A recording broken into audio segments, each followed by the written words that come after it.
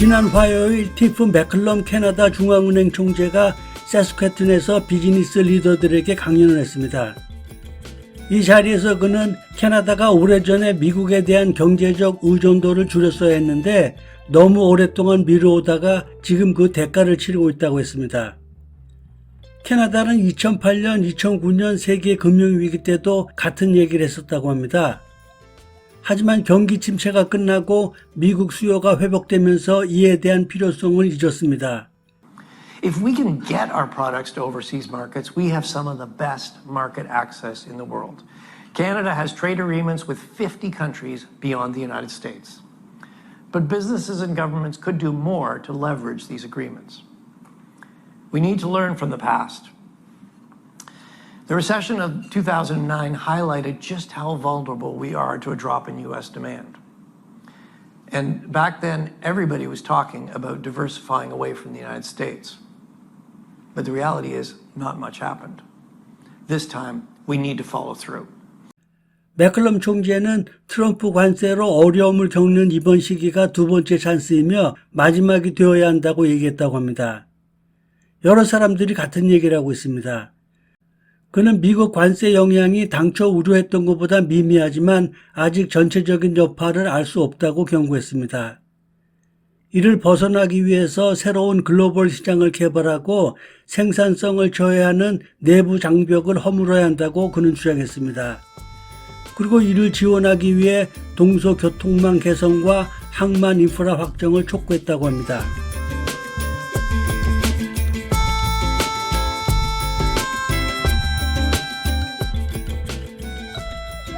많은 전문가들은 여기에 더해 이민 제도의 변화가 있어야 한다고 얘기합니다. 이민은 오랫동안 캐나다 경제의 기둥이었고 진통제 같은 역할을 했습니다. 생산성이 떨어져도 인구 증가로 인해 성장한다는 착시 현상을 가져왔기 때문입니다. 하지만 이게 팬데믹을 지나면서 거의 골마 터졌습니다. 임시 외국인 근로자 문제가 그렇습니다. We're addressing a program that temporarily brings people from low-wage countries to replace Canadians and drive down the wages of our people. The time has come for decisive action to stop the Liberals from using our immigration system to pad the pockets of corporate elites and other insiders. 한때는 부족한 노동력 또는 캐네디언들이 기피하는 업종에 큰 도움이 되었습니다.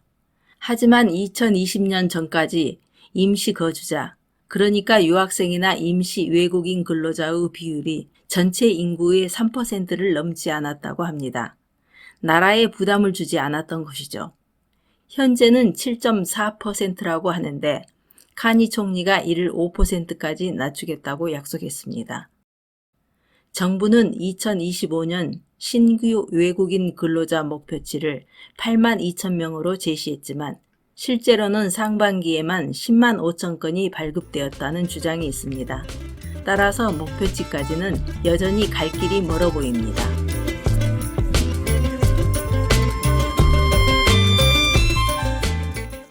조금 다른 얘기를 해보면요.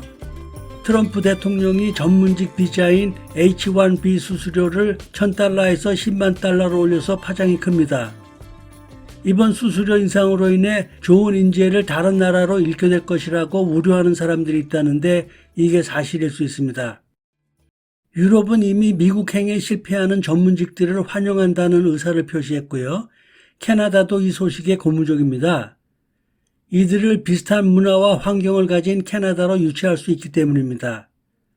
특히 AI 분야의 인재들을 확보할 수 있는 좋은 기회로 보고 있습니다.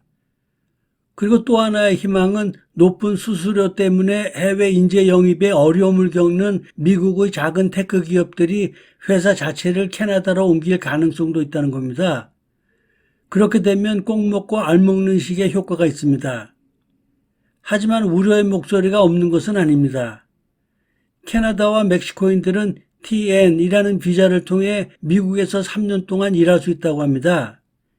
이 비자는 H-1B처럼 인원 제한이 있는 것도 아니고 받기도 어렵지 않은 모양입니다. 갱신도 무제한이라고 합니다. 때문에 미국 기업들이 캐나다 인재들을 적극적으로 데려갈 염려가 있는 것입니다. 현재도 유능한 인재들이 미국에서 취업하는 일이 흔하기 때문에 충분히 가능한 시나리오입니다.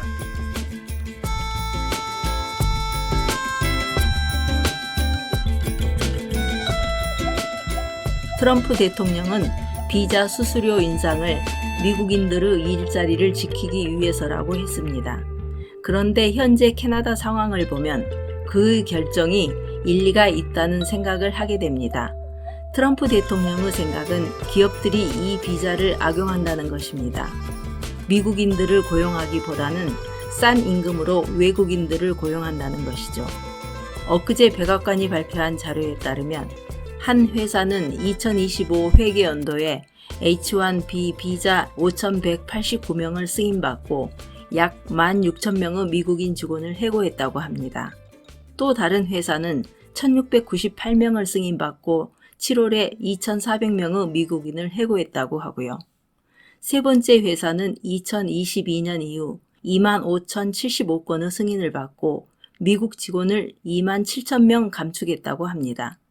또 다른 회사는 2025 회계연도에 비자 1,137건을 승인받고 미국인 직원 1,000명을 감원했다고 하네요. 그러니까 모두 미국인 직원을 해고하고 외국인들로 교체한 셈입니다. 그리고 이 H1B 비자를 받는 사람들의 70% 이상이 인도인이고 그중 80%는 컴퓨터 전공자라고 합니다. 그런데 최근 미국의 컴퓨터 과학 졸업생의 실업률이 6.1%, 컴퓨터 공학 졸업생의 실업률은 7.5%에 달하는데 이는 다른 전공자들의 2배 이상이라고 합니다. 결국 H1B 비자 소지자들이 이들의 일자리를 빼앗은 것입니다.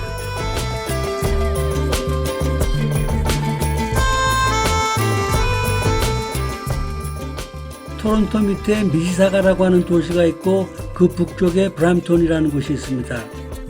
브람톤은 현재 인구가 79만 명 정도로 절반 이상이 인도인들입니다.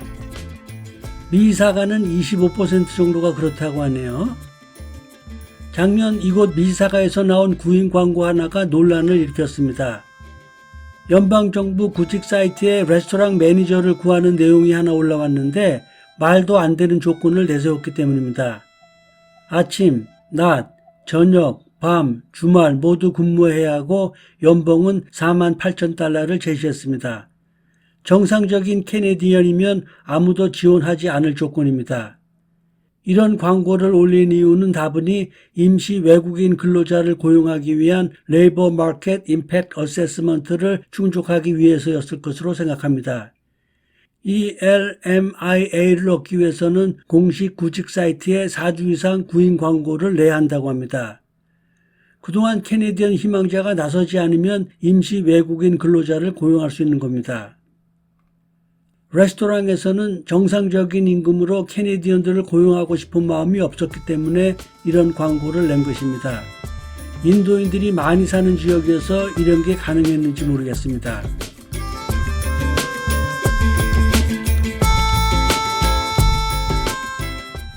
앞에서 맥클럼 총재가 오래전부터 미국의 의존도를 벗어났어야 했다고 말한 것처럼 오래전부터 외국인 근로자를 없애야 한다는 의견도 있었습니다.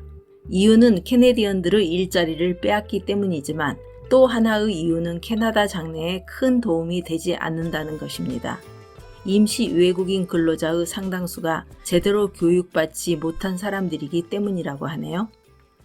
하지만 농장, 어촌, 공장, 요식업 같은 데서는 이 아이디어에 절대 반대입니다. 캐네디언 일꾼을 구할 수 없기 때문입니다.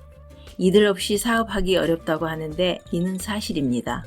그래서 전문가들 중에는 대안으로 이 제도를 악용하지 못하도록 비자 수수료를 올리자고 합니다.